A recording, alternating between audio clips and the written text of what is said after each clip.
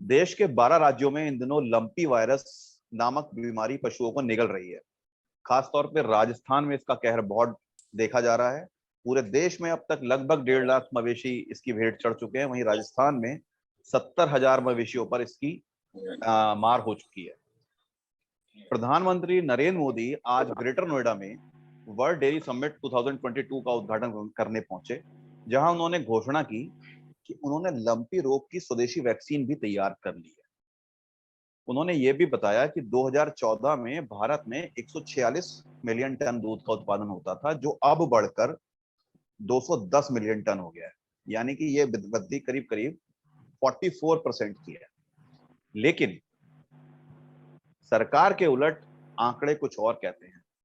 पंजाब में प्रगतिशील डेयरी किसान संघ पीडीएफए ने ये कहा है कि इस बीमारी की वजह से राज्य में दूध का उत्पादन 15 से 20% तक कम हो गया है और गायों का औसत दूध उत्पादन भी लगभग 1 साल तक ये कम रहने की उम्मीद है। अब हम इस मुद्दे पर आते हैं कि जो प्रधानमंत्री कह रहे हैं कि लंपी का उन्होंने वायरस की घोषणा आज की है। लंपी के जो ये शिकार हो रहे हैं गाय, ये पीछे 2-3 महीने से हो रहे हैं। तो ये इस पूरे पीरियड में हमारा तंत्र क्या कर रहा था, ये बड़ा सवाल है। इस सवाल पे आज हम चर्चा करेंगे। नमस्कार, मैं आशु भटनागर एनसीआर खबर के प्राइम टाइम में आपका स्वागत करता हूं। इस महत्वपूर्ण परिचर्चा में आज मेरे साथ नोएडा में एक गौशाला चलाने वाले गुरुजी गौतम ऋषि हैं, नोएडा से ही समाज सेवी जोगिंदर सिंह जी हैं, वरिष्ठ पत्रकार राजेश बैरागी जी हैं और वरिष्ठ पत्रकार डॉक्टर देवेंद्र शर्मा जी। अगर आप इस प्रोग्राम को YouTube पर देख रहे हैं तो हमारे इस YouTube चैनल को जरूर सब्सक्राइब कर लीजिए, और अगर आप हमें Facebook पर देख रहे हैं तो हमारे Facebook पेज को लाइक करना ना। अब इस परिचर्चा को आरंभ करते हैं। सबसे पहले मैं इस परिचर्चा को आरंभ करता हूं राजेश बैरागी जी से। राजेश जी, प्रधानमंत्री ने जो बातें आज कही और जो वास्तविकता है, इस पर मैं पहले आपका एक छोटा सा रिमार्क चाहूंगा इसको शुरुआत करने के। ये थोड़ा सा विषय से अलग हो गया है जी जी। लेकिन मैं पहले विषय से शुरुआत करूंगा जी जी जी। कि हमारे यहाँ एक समाचार वाचक कॉमेडियन जो है वो समाचार वाचक की नकल कर रहा था। उसने कहा कि अब सुनिए मौसम का हाल। कल कुछ इलाकों में बारिश होगी, कुछ में धूप खिली रहेगी, कुछ में तेज हवाएं चलने की उम्मीद है। इन सब जगहों ये कहाँ कहाँ होगा ये हम कल बता पाएंगे, ये सब होने के बाद में। जी जी। तो हमारे देश में कोई महामारी या कोई बीमारी फैलती है, हम उसके बाद सतर्क होते हैं।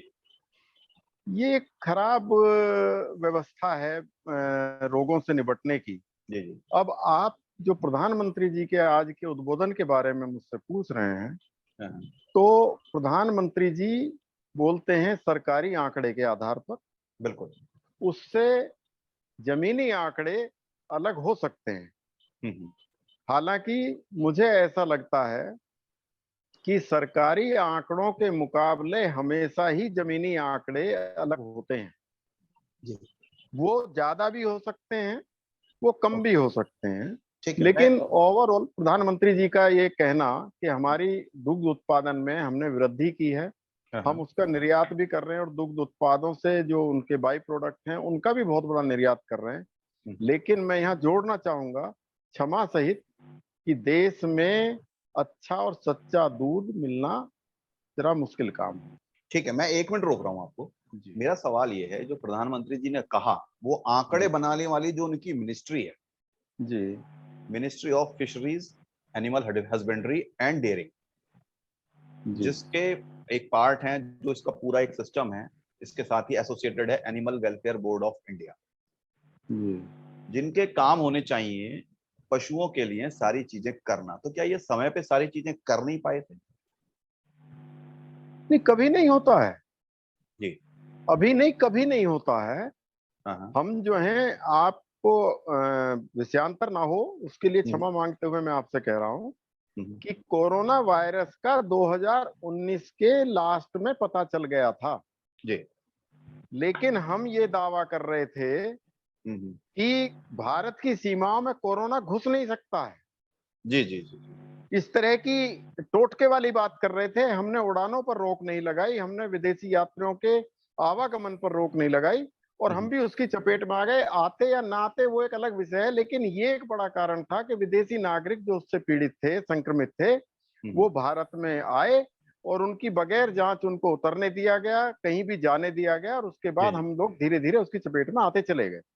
ऐसा हमेशा होता है कि कोई भी बीमारी, महामारी के फैलने पर, विकराल रूप धारण करने पर हम लोग सचेत हो, सरकारी एजेंसी। जी। अब मेरा यही सवाल जो है देवेंद्र शर्मा जी से है। देवेंद्र जी,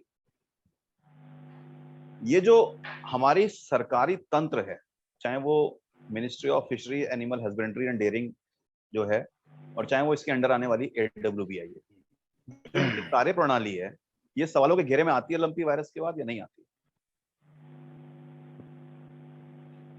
सर, इस बात को मैं दो कारक महत्वपूर्ण मानता हूँ। पहला तो यह है कि पशुओं के बीच साल दर साल बीमारियां चलती हैं। सरकार अभियान भी चलाती हैं, उनका उपचार भी करती हैं, लेकिन इस अभियान को की जो मॉनिटरिंग करते हैं, जो उनकी उपचार की मॉनिटरिंग करते हैं, उन लोगों की जो उनके मॉनिटरिंग के लिए बोर्ड बनाए जाते हैं, जो ऑर्गेनाइजेशन बनाए जाते हैं, जो मॉनिटरिंग करते हैं इन चीजों की, उनकी जिम्मेवारी पशुओं वाले मामले में कुछ ज्यादा है। क्योंकि पशु कभी शोर मचा के या रोकर तो बताएगा नहीं कि भी मुझे बीमारी है, पेट में दर्द है, कुछ है। ज्यादा से ज्यादा क्या करेगा, भी चारा अपना खाना छोड़ देगा। तो ऐसी स्थिति में मैं मानता हूं कि ये जो बोर्ड होते हैं, इनकी जो मॉनिटरिंग बोर्ड बनाए जाते हैं, इनकी जिम्मेवारी अधिक होती है। लेकिन एक चीज देखने में आई है सर, कई बार इन बोर्ड का चेयरमैन, इनके अध्यक्ष, इनके मेंबर ऐसे लोगों को बना दिया जाता है जिनकी सरकार को या सरकार के शासन को राजनीतिक महत्वाकांक्षाओं को संतुष्ट करना होता है। यहां मैं एक बात कहना चाहूंगा सर, पशु प्रेमी होना और पशु विशेषज्ञ होने में अंतर होता है सर जी। पशु प्रेमी वह कोई भी व्यक्ति हो सकता है जिसके मन में पशुओं के प्रति करुणा हो, दया का भाव हो। यह जरूरी नहीं है कि हर पशु प्रेमी पशु विशेषज्ञ होगा। जी। और पशु विशेषज्ञ का मतलब है कि भाई यदि किसी विशेषज्ञ को किसी संस्था का या किसी ऑर्गेनाइजेशन का चीफ बनाया जा रहा है, तो इसका मतलब यह माना जाए कि उसको उस संगठन की कार्यप्रणाली और समस्याओं से निपटने की खूबी उसके अंदर होगी। लेकिन कई बार यह देखा जाता है कि सिर्फ अभी जैसे आपने AWBI की बात कही, काफी समय से मेनका गांधी जी इसकी चेयरपर्सन रही, अब शायद है या नहीं मुझे पता नहीं है। मैं अभी हटा दी गई है, 30 साल रही है लगभग, हटा दी गई। लेकिन सर हटा भी दी गई, लेकिन अभी भी मैं ग्रेटर नोएडा में लास्ट टाइम तक रिपोर्टिंग करता था, तो वहां कुछ ऐसे सज्जन होते थे कि वो ऐसे मामलों को लेकर पुलिस के पास पहुंचते थे, रोड पे डोलते हुए कुत्ते को मार दिया, उसने बिल्ली को बंद पिंजरे में रखा, तो उनको ये बताया जाता था उनकी पहचान के मेनका गांधी वाले संगठन से है।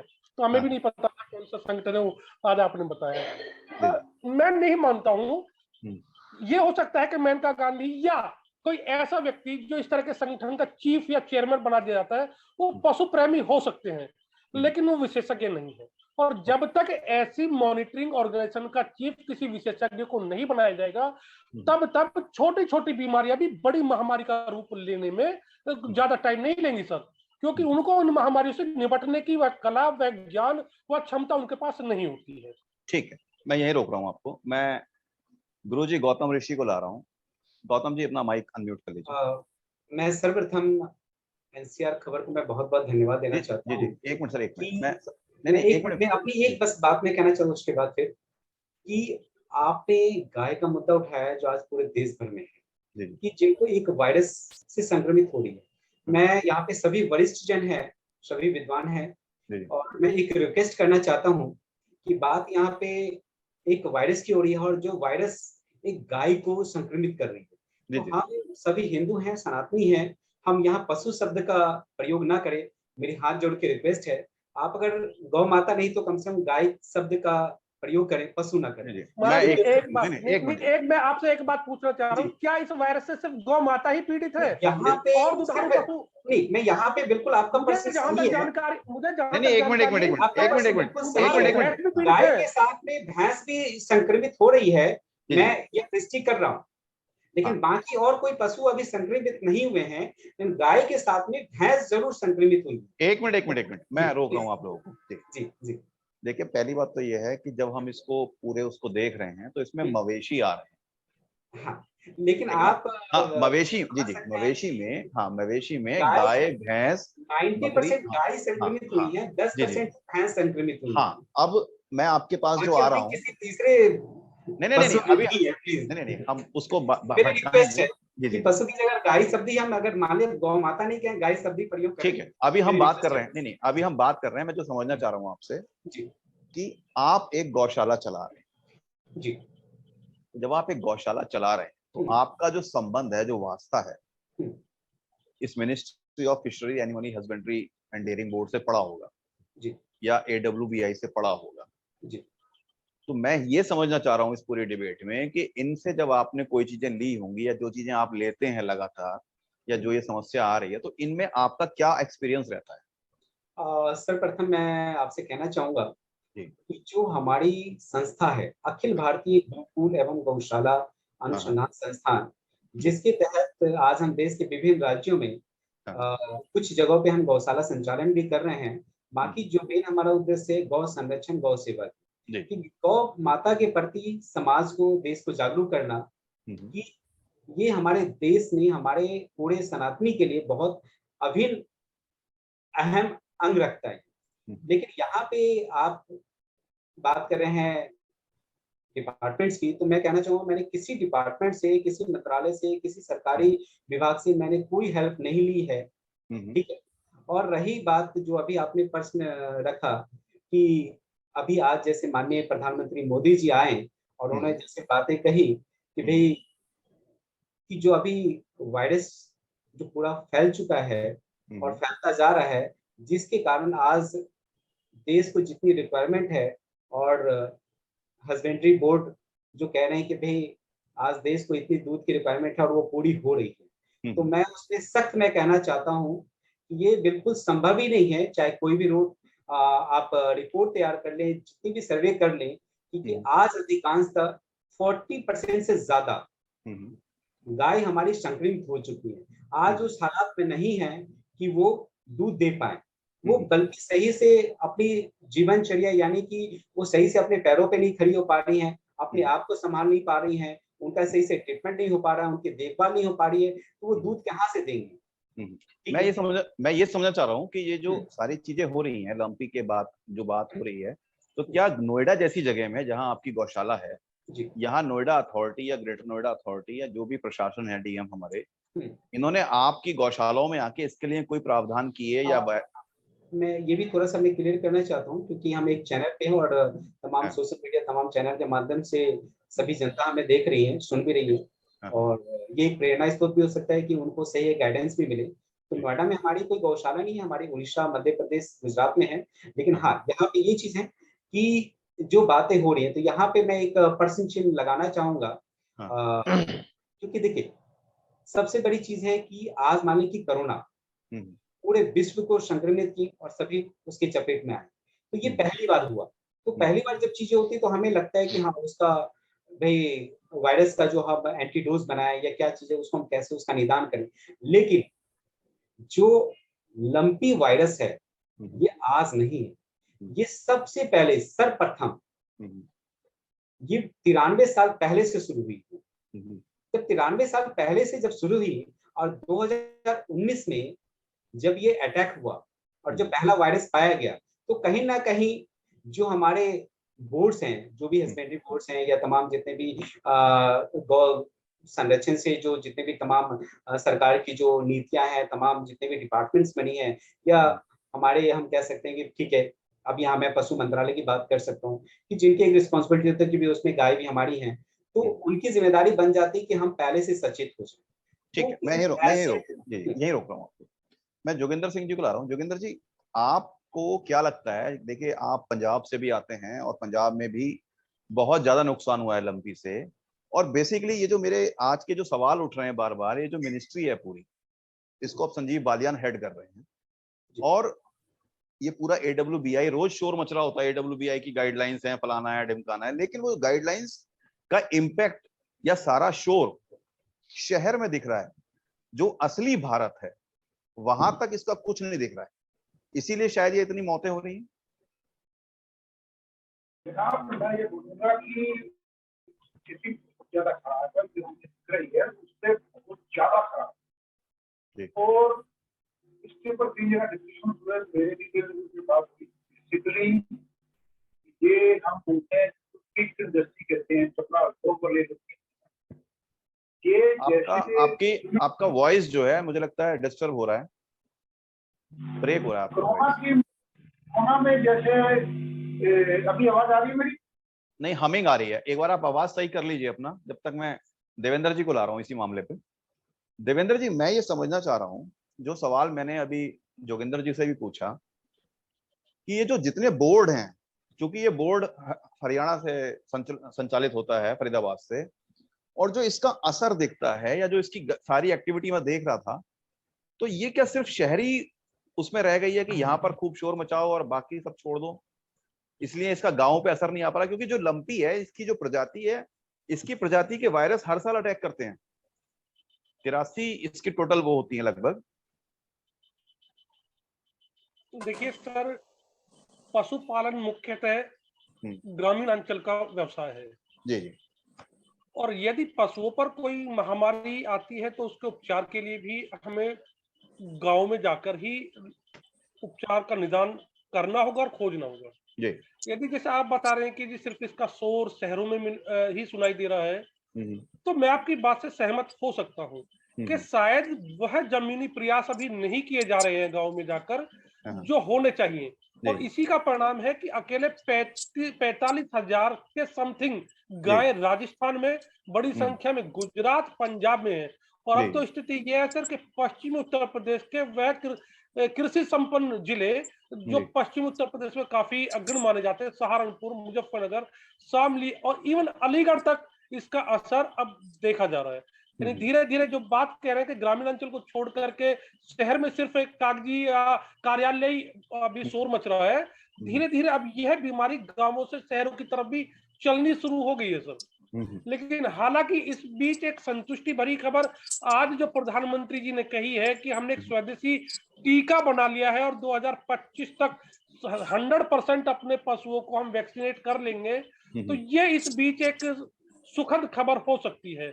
हालांकि यह टीका कुछ समय पहले, अगर मैं मीडिया में कहीं देख रहा था, तो हमारे कृषि मंत्री नरेंद्र तोमर जी ने भी ये बात बताई थी कि हिसार का एक घोड़ा विकास संगठन है और बरेली का पशु अनुसंधान केंद्र है, उनके टाई अप से ये टीका बन चुका है सर। नहीं, मैं इसलिए सवाल उठा रहा हूँ, मैं राजेश जी को ला रहा हूँ इसमें। राजेश जी, मैं अभी AWBI से जो है सारी उसकी वो देख रहा था एडवाइजरी, तो इन्होंने 8 अगस्त को, अगस्त के महीने में, सॉरी 8 अगस्त है या 5 अगस्त है, इन्होंने जो है लंपी के रिगार्डिंग एक 12-13 पेज का एडवाइजरी जारी करी और उसका PDF अपनी वेबसाइट पे डाल दिया है। जबकि कोई भी सरकारी अभियान जो चलता है जब, तो या तो जैसे पहले भी होते थे, हम दूरदर्शन पे कृषि दर्शन आता था, बाकी चीजें होती थी, आप विज्ञापन देते हैं इतने बड़े बड़े, सरकारी विज्ञापन इतना चलता है हर चीज के लिए, लेकिन जब इतनी महत्वपूर्ण बीमारी पशुओं को हो रही है, तो ये AWBI जो है सिर्फ एक 13 पेज का डॉक्यूमेंट बना के अपनी साइट पे अपलोड कर देता है। और मुझे इस पे ये बात याद आ जाती है जो हम अपनी एक पुरानी डिबेट में बात कर रहे थे, देवेंद्र जी ने कहा भी था कि हमारे यहाँ साहित्य, फिल्में और सरकारें कुत्तों को शहरी पशु मानती हैं, इसलिए वो अमीर लोगों का वो होता है और उस पर ज्यादा ध्यान दिया जाता है, और गाय भैंसों को गरीब आदमी का पशु मानती है, इसलिए उसको किनारे कर दिया जाता है। तो यहाँ पर भी क्या यही मानसिकता काम कर रही है कि बस 1 अगस्त के महीने में एक गाइडलाइन जारी कर दी एडवाइजरी और घोड़े बेच के सो गए? मैं पहली बात आपको स्पष्ट कर दूं कि वो 12-13 पेज का डॉक्यूमेंट हो या 1 पेज का, ना उसे पशु पढ़ सकते हैं ना पशुपालक। हाँ, वैसे भी वो इंग्लिश में है। तब तो और मुसीबत हो गई। लेकिन अगर वो हिंदी में भी होता जी तो पशुपालक और पशु दोनों ही उसको पढ़ने में असमर्थ हैं। एक तो ये बात है। दूसरी बात ये है कि हमारे यहाँ जो क्या कहना चाहिए कि एक सरकारी तरह तंत्र, से है, सरकारी तंत्र जो है ये हमारा, नहीं सरकारी तंत्र नहीं, हमारे यहाँ अपनी जिम्मेदारी से मुक्त होने का एक अभियान है जी कि हम उसे वो 13 पेज का एक डॉक्यूमेंट एडवाइजरी बनाकर उसको उस पर डाल दिया, जिसकी मर्जी है पढ़ ले। और नहीं तो जहां तक दूरदर्शन पर कृषि दर्शन है, जी जी जी जैसे किताबों से, पढ़ाई से, शिक्षा से नैतिक शिक्षा की किताब है, जी जी जी जैसे हमारे पूर्वज गायब हो गई, जी जी जी ऐसे ही समाचार चैनल से कृषि दर्शन गायब हो चुका है, जबकि ये कृषि प्रधान देश है। हाँ शायद इसमें हमारे कृषि मंत्री को कोई संदेह ना हो कि ये कृषि प्रधान ही है। लेकिन यहाँ पशुओं के स्वास्थ्य के और उनके पालन के संबंध में, जैसे पहले गोष्ठियां होती थी गांवों में, जी जी जी कृषि विभाग के और पशु विभाग के अधिकारी विशेषज्ञों की गांवों में गोष्ठियां होती थी, उसमें चाहे थोड़े लोग इकट्ठा होते हो चाहे ज्यादा लोग इकट्ठा होते हैं, और कई बार उन्हें उल्टा भी सुनना पड़ जाता था क्योंकि वो जमीनी सच्चाई से वाकिफ नहीं होते थे। जी जी तो उन्हें किसानों से, पशुपालकों से उल्टा सुनना पड़ जाता था। वो उनसे कहते थे कि तुमने पशु पाले हैं क्या? तो चूंकि उन्होंने पशु नहीं पाले होते थे, वो केवल किताबी पढ़ाई पढ़कर आते थे, तो कई बार उनका मुंह बंद हो जाता था। लेकिन नई चीजें, विदेशों से आयातित चीजें, एक क्षेत्र से दूसरे क्षेत्र में आने वाली चीजें, उन सबसे एक दूसरे को अवगत कराना सरकारी तंत्र का काम था। जी जी लेकिन मैं आपको आशु जी बता दूं कि मैं दिल्ली के बिल्कुल सटे हुए जिले गौतम बुद्ध नगर का निवासी हूं, और यहाँ पशुओं की, सभी तरह के पशुओं की, यदि मुझे गौतम ऋषि जी क्षमा करेंगे तो मैं गाय को माता कहने की बजाय उसे सबसे बेहतरीन पशु कहना चाहूंगा, क्योंकि माता कहकर ही तो हमने उसका तिरस्कार किया है। यदि हम उसे पशु मानते रहते तो वो जो है, यही तो हमारे देश की और हम सभी की विडंबना है। नहीं नहीं एक हम समझ नहीं पाए जी जी जो एक हमारी कि हमने उसको पशु मान लिया है। हम माता नहीं, हम माता बनाकर उसको मंदिर में स्थापित कर देते, फिर उसकी तरफ ध्यान नहीं देते। हमने उसे पशु ही माना होता तो शायद हम उसकी ज्यादा बेहतर देखभाल कर पाते और उसको सुरक्षित कर पाते। हमने माता माना और सड़क पर खुला छोड़ दिया।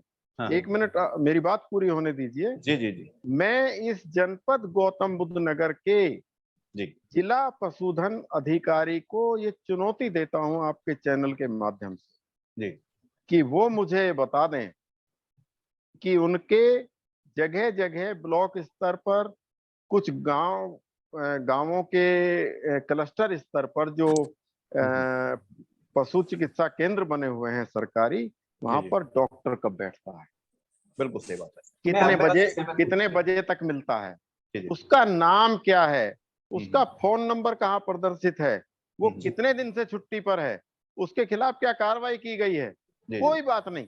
ये हम सिर्फ फर्जी बातें कर रहे हैं यहाँ बैठकर, कोई तंत्र काम नहीं कर रहा है, सिर्फ शोर मचता है अखबारों में। गांवों में तो लोग अपना जो है वो धुआं करके और गंगा जल छिड़क कर, तुलसी का पानी छिड़क कर, उससे वो सोचते हैं कि इससे चला जाएगा। दरअसल ये मैं वापस लंपी वायरस पर आता हूँ, 1 मिनट की बात। लंपी वायरस दरअसल चेचक का एक रूप है। बिल्कुल, ये मीजल है दरअसल, इसे गॉट पॉक्स कहा जाता है। बिल्कुल। और इसमें पशु को वो सब चीजें होती है जो आदमी को चेचक होने पर होती है। बिल्कुल, खसरा चेचक जो है वो उस जैसी बीमारी है, उससे इसको आदमी को बुखार होता है, बुखार होता है, शरीर में दर्द होता है, आंखों से पानी टपकने लगता है और शरीर पर चकत्ते पड़ जाते हैं। पशुओं में ज्यादा ढेले जैसा भी बन जाता है उसकी उसमें। बिल्कुल, उसकी दूध की क्षमता पर तो बात ही ना करें। यही तो बात है कि हम उसकी जान की बात नहीं कर रहे हैं, हम कह रहे हैं दूध घट गया, हम कह रहे हैं उसकी जान साथ साथ में पड़ी है। हमने उसकी जान बचाने के लिए क्या प्रयास किया है? किसी की जान भी तो महत्वपूर्ण है कि उसका केवल उत्पादन ही महत्वपूर्ण नहीं है। आपका पॉइंट महत्वपूर्ण है, लेकिन सवाल यह है कि जी जब प्रधानमंत्री ये बता रहे हैं जी इस बीमारी के मध्य में जी वर्ल्ड डेयरी समिट में कि हमने जो है 44% की ग्रोथ दे दी है, तो वो ये आंकड़े छुपा जा रहे हैं कि इस बीमारी के चलते हमारे यहाँ 1 साल तक 20% दूध कम होने वाला है। आपको मैं बता दूं कि सरकारी स्तर पर यह घोषित किया गया है कि लंपी वायरस के कारण कोई दूध की उत्पादन में कमी नहीं आई है। ये घोषणा हुई है ओके, अभी घोषणा हुई है ठीक। कि दूध मैं इसके यहाँ कारण। पे भटनागर साहब मैं कहना चाहूंगा जी बोलिए। जहाँ हाँ 50,000 हमारी गायें हाँ की मृत्यु हो चुकी है, तो आप 50,000 जहाँ गायों की मृत्यु हो चुकी है संक्रमित से, और जितनी अभी हजारों गायें संक्रमित हैं, तो वहां पे दूध की कमियां तो आएंगी। बिल्कुल। तो 50,000 गायें जो हमारे बीच में नहीं है, उनकी पूर्ति कैसे होगी? मेरा एक छोटा सा सवाल है गुरुजी आपसे जी कि जब आप ये जो आजकल जो हमारा मिनिस्ट्री है, एनिमल हस्बेंड्री बोर्ड है जी, इसकी एक्टिविटी देखते हैं, तो क्या आपको लगता है कि आजकल ये एनिमल हस्बेंड्री बोर्ड ना रह के सिर्फ डॉग हस्बेंड्री बोर्ड रह गया? मैं फिर वही कहूंगा, ये हम सभी देश की विडंबना है कि आज हम डॉग्स को तो अपने साथ में, अपने गाड़ी में, अपने बिस्तर पे सुलाते हैं, घुमाते हैं, लेकिन गाय को रखना पसंद नहीं करते, लेकिन उनका दूध पीना बहुत पसंद करते हैं कि हमें प्योर दूध कहाँ से मिले।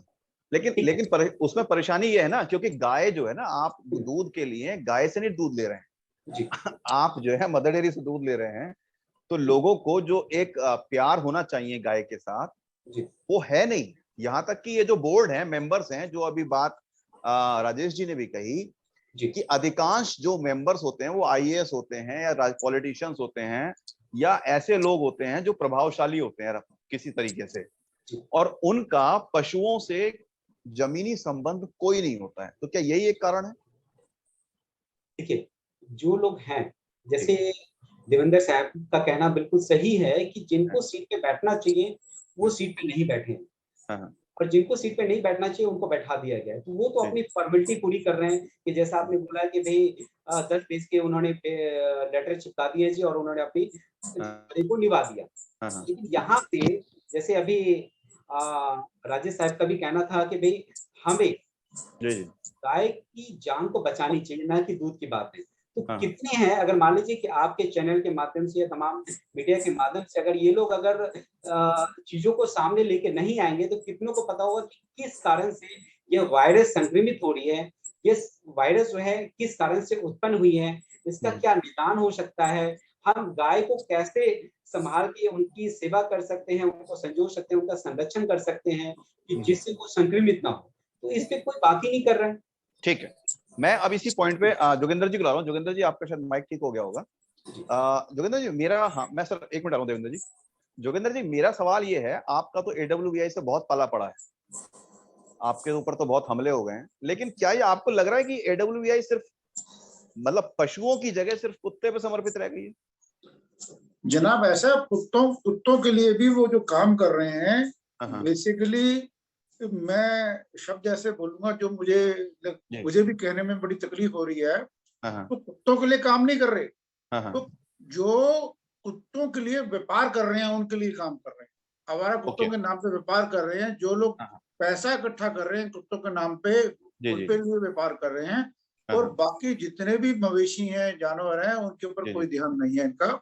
आप पूरा रिकॉर्ड उठा के देख लीजिए, इनकी तरफ से कहीं कोई गाइडलाइन आई हुई हो, कोई इन्होंने काम किया हो पिछले महीने, 2 महीने, 3 महीने, 4 महीने में इनके सब कुछ जाते, कहीं कुछ नहीं है, सिर्फ कुत्तों के अलावा।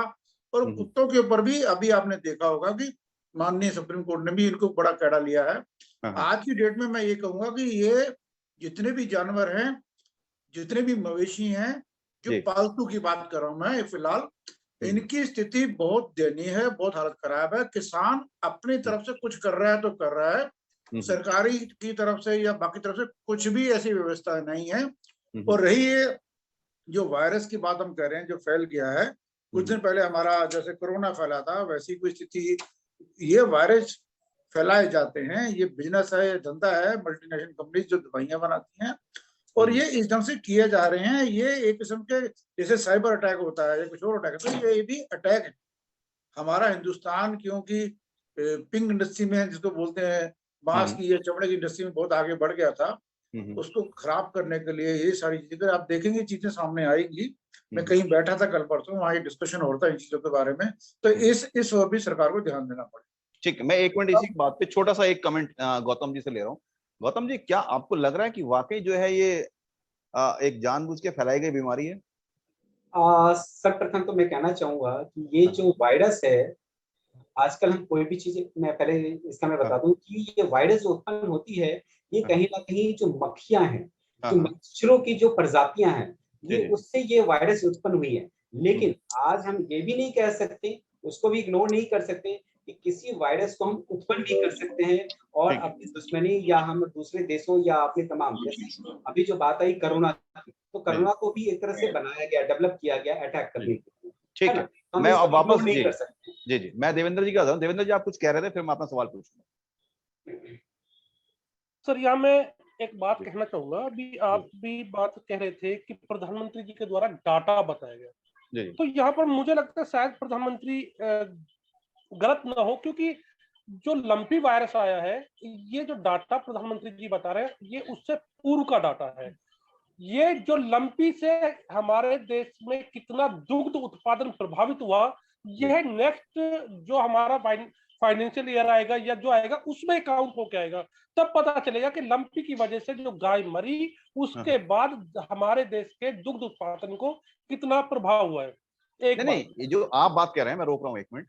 मैं ये बात जो मैंने बात कही कि 15 से 20% तक राज्यों में उत्पादन घट गया है करंट में, ये पंजाब में प्रगतिशील डेयरी किसान संघ जो है, ये उसने कल या परसों के अपने आंकड़े दिए हैं और उसने ये नेशनल आंकड़ों के साथ कंपाइल नहीं हो सके सर भी। नहीं देखिए, शायद वो जी, हाँ, लेकिन मैं ये मानता हूँ कि पंजाब जो है बड़ा घटा है, बिल्कुल सही। मैं भी ये बात मान रहा हूँ, घटा है। और ये नेक्स्ट फाइनेंशियल ईयर के जो आंकड़े आएंगे, उसमें चौंकाने वाले आएंगे, बहुत गिरावट आएगी उसमें। ये मैं इग्नोर नहीं कर रहा उसको।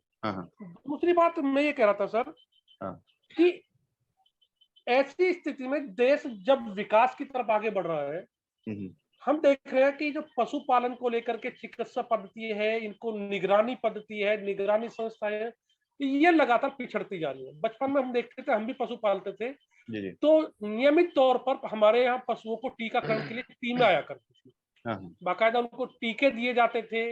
वो सारे प्रक्रिया, जैसे उनको मुंह पका, खुर पका, ये रोग हो जाते थे, और भी कई तरह के रोग होते थे पशुओं के अंदर, तो उनको दूर करने के लिए टीमें आती थी, गांव में भ्रमण करके देखती थी किसके घर पर कौन सा पशु बीमार है, या अगर बीमार नहीं है तो बीमारी से उसे बचाया जा सके, उसके लिए भी उपचार होते थे। लेकिन आज व्यवस्था देखने में आ रही है कि सिर्फ इंटरनेट एडवाइजरी जारी करना यहां तक सीमित है। वो टीमें फील्ड पर काम करती हुई दिखाई नहीं दे रही है सर। मतलब आजकल काम का भी डिजिटलाइजेशन हो गया है। व्यवस्था में यहाँ पर थोड़ा मुझे पतन और गिरावट देखने को मिली है। जी, मतलब जो डिजिटलाइजेशन हो गया है कि अब हर काम व्हाट्सएप पे एक इमेज बना के डाल दो और श्रद्धांजलि दे दी गई। और सर, आपने एक बात कही थी, ये इसे कटाक्ष समझिएगा कुछ, कि अभी राजेश जी कह रहे थे और हम भी समझ रहे हैं, क्योंकि हम एक थोड़ी पीढ़ी ऊपर आ गए हैं कि दूरदर्शन होता था और उसमें कृषि दर्शन आता था। तो आज की जो वर्तमान पीढ़ी है, हो सकता है उसमें कुछ किसान भी हो। पहली बात तो दूरदर्शन भूल गए होंगे, कृषि दर्शन का तो नाम ही भूल जाइए कि कृषि दर्शन का भी कोई महत्व होता था। जी, मैं राजेश जी से ये समझना चाहता हूँ, राजेश जी, क्या सब कुछ डिजिटलाइज हो गया है? किसानी की खेती, पशु भी जब डिजिटल हो गए?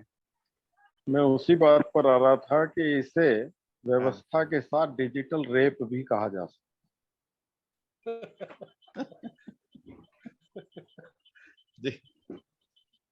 जिस व्यवस्था को इसे डिजिटल उत्पीड़न कहे तो कुछ ज्यादा बेहतर होगा। नहीं, देखिए साहब, अंततः तो रेप ही है कि जब हम किसी व्यवस्था के साथ बलात्कार करते हैं। बिल्कुल।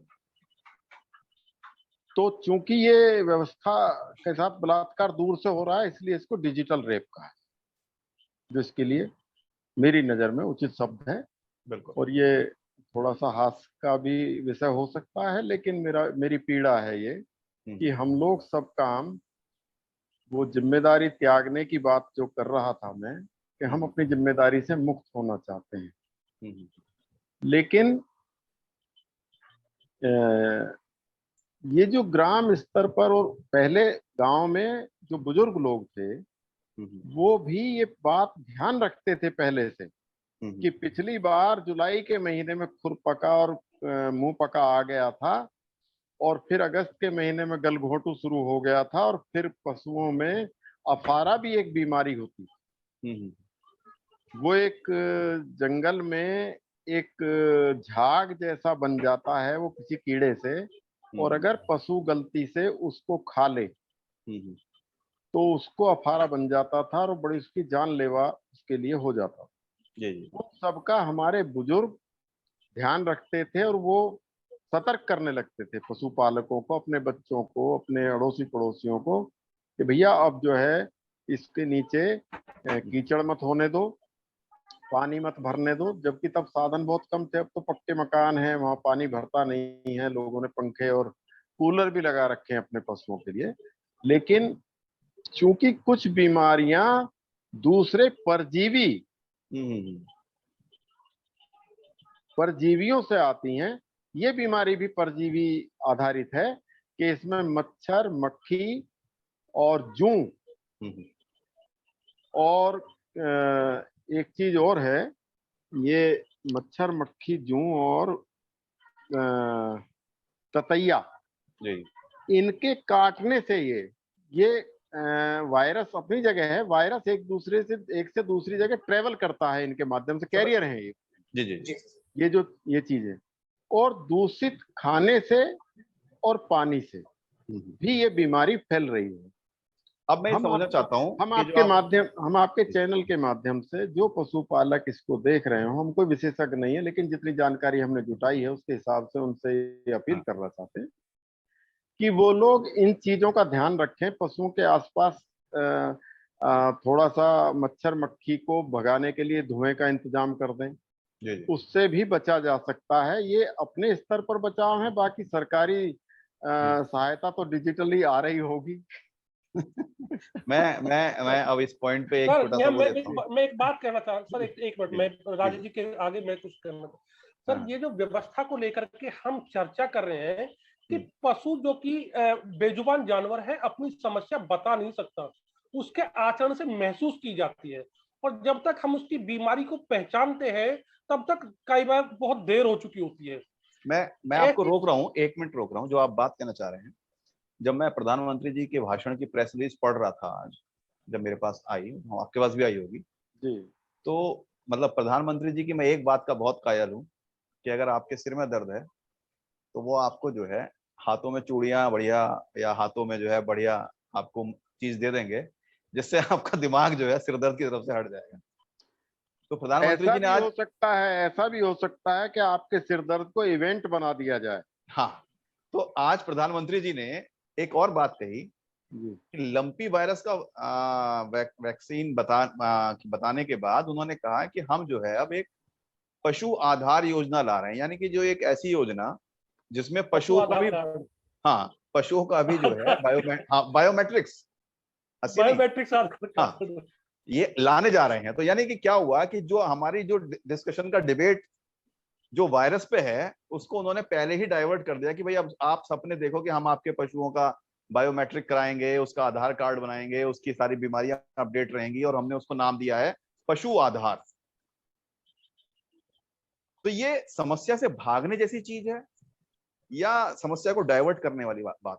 मुझे लालू जी के एक दफा के शब्द याद आते हैं। बाढ़ आई तो पटना तक, अंदर तक, शहर के अंदर तक गंगा जी का पानी आ गया।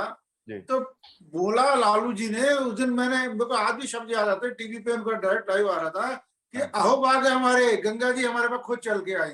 हाँ, तो हमारे नेता है, ये नेता है हमारे, कुछ भी कह सकते हैं। तो ये जो नेता और जो आईएएस का जो कॉकटेल है, इसने क्या लोगों को बर्बाद कर दिया है? जी बिल्कुल, बर्बादी नहीं, इस चीज को शायद हम जितना चर्चा कर रहे हैं ना, ये इतनी इजी है नहीं। इसको आप इस व्यवस्था के बीच अगर कोई पिस रहा है तो वह पशुपालक पिस रहा है सर। बिल्कुल बिल्कुल। आप धरती पे आके देखिए, पशु की बीमारी का जो उपचार में खर्च होता है वो एक ह्यूमन बीइंग से ज्यादा महंगा होता है सर। बिल्कुल। और यह भी नहीं पता होता कि क्या उपचार जो किया जा रहा है सही दिशा में है भी या नहीं भी। क्योंकि आप देखिए, किसान यहाँ पर किसान बेचारा दौरी मार मरता है, मौसम से या फसल बर्बाद होने से तो, या फसल की सही कीमत मिलने से तो होती है। आप देखिए आज की डेट में सबसे कच्चा और सबसे खतरनाक व्यापार यदि है तो वो पशुपालन है सर। पता नहीं कहां से किस, मेरा इसमें एक और सवाल है, एक मिनट में पूरा कर दूं, कहां से कैसा और किस तरह का बीमारी लग जाए और पूरे उनकी साल भर की कमाई हफ्ता भर में पशु चिकित्सक को देनी पड़ जाए। प्राइवेट रूप में बहुत डॉक्टर सक्रिय हो गए सर। तो ऐसी स्थिति में जब पशुओं को मॉनिटरिंग करने वाली संस्थाएं अपने काम को ढंग से नहीं करेंगी, अन्य प्रोफेशनल लोग उनके मॉनिटर बन जाएंगे, उनकी मॉनिटरिंग करेंगे, तो उनको जमीनी उससे कोई मतलब नहीं है। वह सिर्फ औपचारिकता निभा करके अपने कार्य से इतिश्री कर लेंगे, कागज की पूर्ति, कागज का पेट भर देंगे कि हमने कर दिया, और उनके करने से जैसे माने पशुओं की बीमारी दूर हो गई हो। इस पूरी व्यवस्था में पशुपालक और किसान पिस रहा है सर। ठीक है, अब मेरा सवाल सिर्फ ये है कि हम लोग बात कहना चाहूंगा, जी जी जी, एक बात कहना चाहूंगा, क्योंकि हर चीज का जो बाजारीकरण हो रहा है, हर चीज का निजीकरण जो हो रहा है, इसके पीछे यही सारी चीजें हैं। अभी तक क्या होता था, मुझे भी याद है, आज से 10-15 साल तक पहले तक जो पशुओं के लिए हर जगह इनके लिए छोटी छोटी डिस्पेंसरी अस्पताल थे, पशु चिकित्सक से हर जगह उपलब्ध थे, बिल्कुल, और वो फ्री थे। ये मान के चलिए सरकार की तरफ से सारी व्यवस्था, बहुत ज्यादा किसान का उस टाइम पैसा खर्च नहीं होता था। लेकिन अब पिछले 15-20 साल में मैं देख रहा हूँ धीरे धीरे पूरा व्यवसायीकरण हो गया। अब कुछ भी फ्री उपलब्ध नहीं है कहीं पर भी, और ये बड़ा व्यापार में कन्वर्ट हो गया है। ये बीमारियां, मैं आपसे जो कह रहा हूँ, ये बनाई जा रही हैं, फैलाई जा रही है। ठीक, और इसके अंदर सरकारों का भी योगदान है, नेताओं का योगदान है, और IAS अफसर सबका योगदान। ठीक है, मैं अब जो ये हमने समस्या को समझने का तो प्रयास किया है, अब मैं सिर्फ ये इसको कंक्लूड करूंगा, समाधान क्या है इसका? पहले आपसे जोगिंदर जी। भाई समाधान तो इसका है कि जो सरकारी तंत्र है, जो वापस पुराने ढर्रे पे आना चाहिए, वो जन जन तक पहुंचे और घर घर पहुंचे। जब शुरुआत में साल के अंदर इनके प्रोग्राम बने हो, आधार तो जब बनेगा, लेकिन जो ऑलरेडी सिस्टम है हर जगह आज की डेट में भी पुरानी डिस्पेंसरियां बनी हुई हैं, व्यवस्था है, लेकिन उनमें डॉक्टर नहीं है, उनमें डॉक्टर उपलब्ध किया जाए, दवाइयां उपलब्ध किया जाए, और पुराना वाला सिस्टम जो गांव देहात में पहले चला करता था उसी को वापस लाया, उससे बीमारियां नहीं फैलेंगी। ठीक है, मैं इसी बात को गौतम ऋषि जी से समझना चाहूंगा। गौतम जी, आपका क्या सुझाव है, किस तरीके से सरकार इनको चीजों को सही करे, जो व्यवस्था में खराबी है? ये संस्थाएं ढोल बन गई हैं AWBI जैसी, कि बस ये बजती रहती है मगर कुछ हो नहीं रहा है। कागजी संस्थाएं जी है। मैं आपकी और यहाँ सभी वरिष्ठ जनों की मैं सभी बातें बड़े ध्यान से सुन रहा हूँ। जैसा आपका कहना था कि सरकार है, चाहे IAS ऑफिसर्स हैं, दोनों मिलके भी कुछ नहीं कर पा रही हैं, या उनको क्या करना चाहिए, या एनिमल हस्बेंड्री बोर्ड्स की बात हो रही है, या हम यहाँ गाय की बात कर रहे हैं, वायरस की बात कर रहे हैं, या उनको हम, तो यहाँ पे देखिए सबसे पहली चीज कि आज जैसे माननीय प्रधानमंत्री मोदी जी का एक डेयरी समिट हुआ, और वो पूरा वर्ल्ड वाइड गया, यानी वो कोई भी चीजें कहते हैं तो पूरा वर्ल्ड वाइड उसको लोग सुनते हैं, समझते हैं और फॉलो भी करते हैं। तो मेरा ये कहना है कि जब हम दूध के प्रोडक्शन की बात कर सकते हैं, उसके उत्पादन की बात कर सकते हैं, उसको बढ़ाने की बात कर सकते हैं, ठीक है, एनिमल हस्बेंड्री की बात कर सकते हैं, तमाम बोर्ड्स की जो हस्बेंड्री से जुड़े हैं, एनिमल से जुड़े हैं, उनकी हम बात कर सकते हैं, मिनिस्ट्रीज की बात कर सकते हैं। तो यहाँ पे आप मिल्क किस पे डिपेंड है? गाय के ऊपर ही, भैंस के ऊपर भी, चले बकरी के ऊपर भी है, लेकिन मेन अल्टीमेट तो भाई गाय ही है। तो आप एक गौ मंत्रालय एक राष्ट्रीय स्तर पे क्यों नहीं बनाते, या एक राष्ट्रीय गौ कानून क्यों नहीं पारित करते? आज तमाम मान लीजिए जैसे वायरस है या एनिमल हस्बेंड्री बोर्ड्स हैं, वो सही से काम नहीं कर रही हैं, लेकिन जब एक राष्ट्रीय स्तर पे, केंद्र स्तर पे अगर एक कानून पारित हो जाएगा, कानून बन जाएगा, तो उसके तहत तो कोई भी व्यक्ति, चाहे कोई पदाधिकारी, कोई अधिकारी हो, कोई बोर्ड हो, कोई संस्था हो, या कोई मान ले कि गौपालक भी हो, अगर वो कोई भी चीजें गलत एक्टिविटीज करता है तो उसके पे लीगल एक्शन हो सकता है। तो वो चीजें सर्वप्रथम जो होनी चाहिए, एक राष्ट्रीय गौ कानून पारित या एक गौ मंत्रालय, वो अभी तक क्यों नहीं बन पा रही है? अगर आज हम डिजिटलीकरण की बात कर रहे हैं कि भाई उसको डिजिटलीकरण से जोड़ा जाएगा कि कितने हमारे मवेशी हैं, पशु हैं, गाय हैं, ठीक है, लेकिन जो हमें सर्वप्रथम जरूरी है, एग्जाम्पल कि आप डिजिटलीकरण की बात कर रहे हैं, पूरा एक बजट, एक रिकॉर्ड्स मेंटेन कर रहे हैं, सब कुछ बता रहे हैं कि हमें दूध उत्पादन कितना चाहिए, एक डेयरी समिट की भी बात कर रहे हैं, लेकिन आज सड़कों पे जो गाय घूम रही हैं, आज वायरस से संक्रमित हो चुकी हैं, या आज हमने जैसे आपके चैनल के माध्यम से हम कह रहे हैं कि गाय पशु नहीं, हमारे लिए माता है, ठीक है, लेकिन उसको कौन बताएगा? उसके बारे में भी तो, जैसे हम पब्लिक हैं, आप मीडिया हैं, आपके तमाम मीडिया के माध्यम से जन जन तक बातें पहुंचती हैं, ऐसे तो सरकार की भी जिम्मेदारी बनती है कि अगर वाकई में गाय सनातन से जुड़ा है, वेद शास्त्रों से जुड़ा है, गाय को लोग मानने वाले माता मानते हैं, तो उसके पीछे कारण क्या है? आज जैसे मान लीजिए पूरा विश्व, मैं थोड़ा सा टाइम ज्यादा लूंगा लेकिन बताना बहुत जरूरी है, आज पूरा विश्व पर्यावरण को लेके, पेड़ पौधों के लेके जितनी सजग हो गई है, आज क्यों पेड़ पौधे को कटने से बचाते हैं? क्यों एक पेड़ पौधा कटता है तो भाई उसके बजाय 4 पौधे लगाने की कोशिश करते हैं आज पूरे विश्व में, क्योंकि उनको पता है कि भाई अगर पेड़ पौधे नहीं बचेंगे तो हमें ऑक्सीजन नहीं मिलेगी, ऑक्सीजन नहीं मिलेगी तो हम जीवित नहीं रहेंगे। तो कहीं ना कहीं वहां स्वार्थ जुड़ गया। तो हम क्यों ना गाय के प्रति हम स्वार्थ, जो मनुष्य का एक स्वार्थ है, वो जोड़ा जाए। अगर वो नहीं समझना चाहते तो मैं बताना चाहूंगा कि जो भारत की जो देसी नस्ल की जो गाय है, जिस तरीके से पेड़ पौधे से जो हमें ऑक्सीजन मिलती है, ऐसे भारत की देसी नस्ल की गाय से हमें ऑक्सीजन मिलती है। ठीक, मैं यही रोक रहा हूँ आपको सर, बहुत लंबा हो जाएगा। मैं थोड़ा सा शॉर्ट में कहना चाहूंगा, हम लोग जो हमारी सरकारें या सब लोग जो बड़ी गलती कर रहे हैं, दुग्ध उत्पादन बढ़ाने की बात हो रही है जी। दुग्ध उत्पादन बढ़ाने के अंदर जो क्रूरता हो रही है उसकी कोई बात नहीं कर रहा है। ठीक है, तो गाय या हमारे जितने भी सर, मैं इसीलिए मैंने बोला कि अगर एक राष्ट्रीय गौ कानून पारित हो जाए, ये गौ मंत्रालय बन जाए, तो उसमें सभी समाधान उसमें निकल के आ जाते हैं।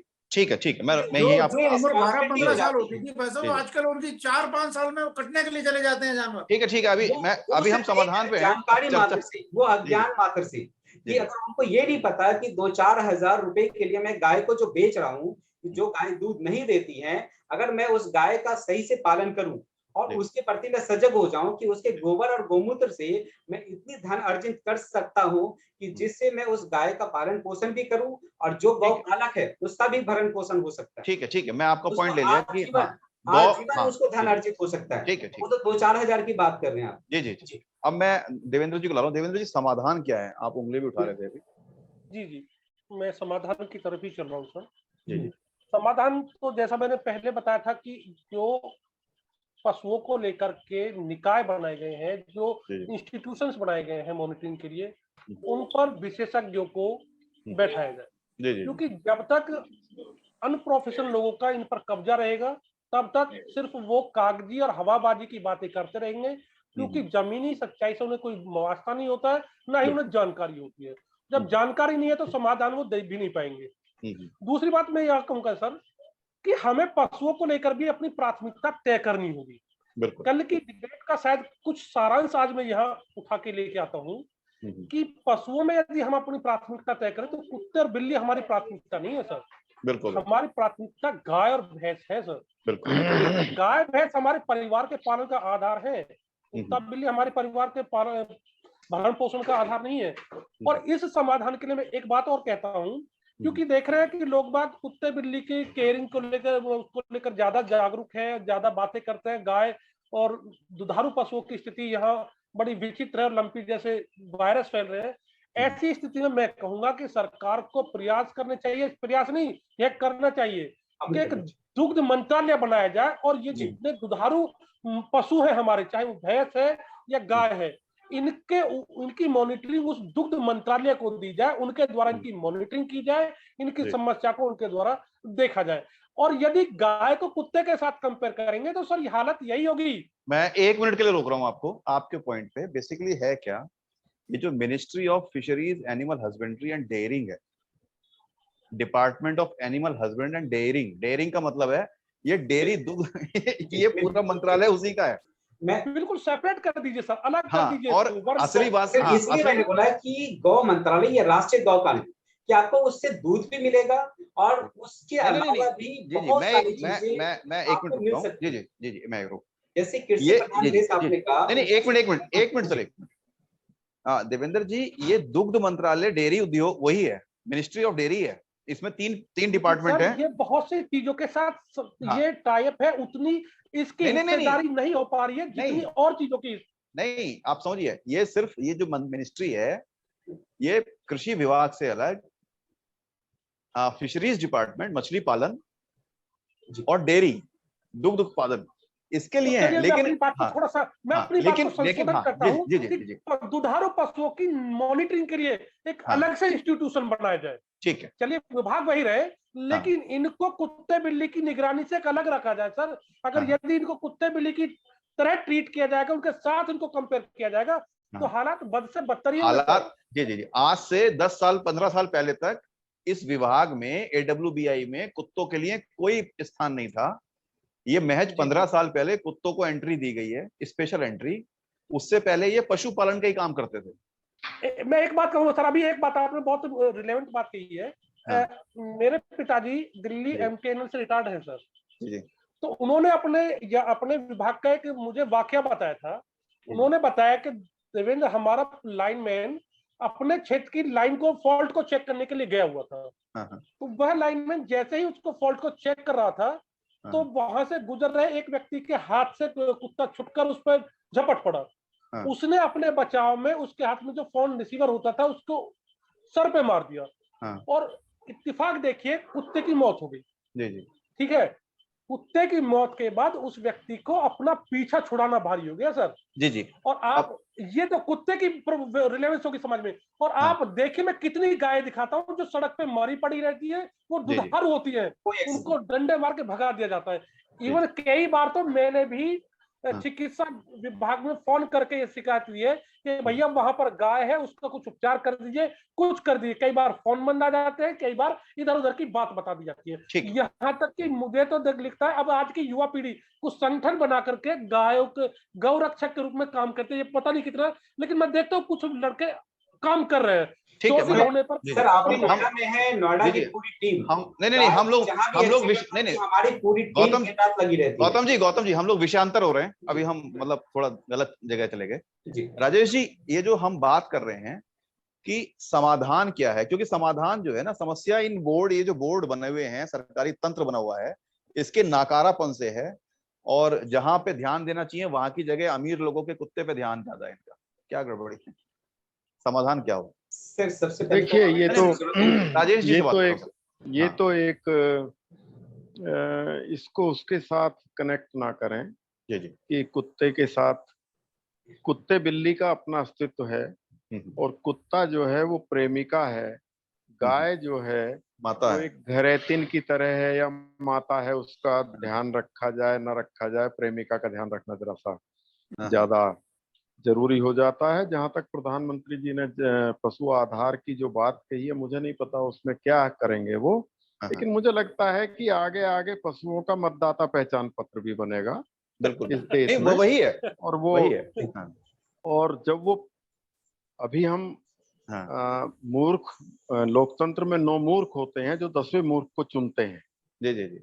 फिर पशु भी चुनेंगे, लेकिन मैं बाबा तुलसी के पास जाना चाहता, जी, जिन्होंने कहा ढोल गंवार शूद्र पशु नारी और नारी, तो शूद्र पशु नारी ये सब ताड़न के अधिकारी, सकल ताड़ना के अधिकारी, सकल ताड़न या सभी ताड़न के अधिकारी। मैं उसे और सरल रूप में बता रहा हूँ। 500 वर्ष पहले तुलसीदास जी ने ये जान लिया था कि पशुओं को ताड़ना, उनका उत्पीड़न, वो अधिकारी हैं इस बात के कि उनको उनके हाल पर छोड़ दिया जाए, उनसे दूध लेकर उन्हें सड़कों पर छोड़ दिया जाए, उन्हें सरकार अपने भारी भरकम पशुधन बचाओ मंत्रालय और उसके डिपार्टमेंट का बजट को कहाँ यूज कर रही है, लेकिन पशुओं के चिकित्सालय बंद पड़े हैं। समाधान ये है मेरी नजर में कि सरकार को तो अपनी जिम्मेदारी निभानी ही चाहिए, वो नहीं निभा रही है तो नैतिक पतन है उसका ये।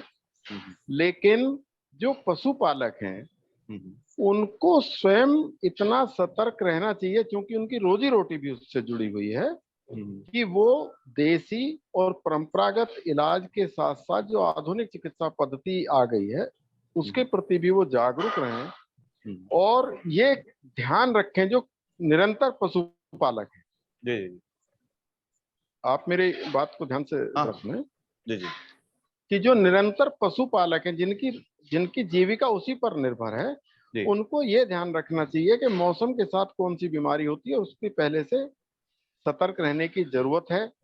सरकार पर मेरा भरोसा इसलिए कम है कि वहां चक्कर लगाने की बजाय हम शायद उतने परिश्रम में और उतनी ऊर्जा में अपना खुद का बचाव ज्यादा कर सकते हैं। इसे गाय भैंस के बीच में भी नहीं उलझना चाहिए, बल्कि सभी पशु जो हमारे उपयोग के हैं उन सबकी ही रक्षा की जानी चाहिए। और ये पशुपालक अच्छी तरह जानता है।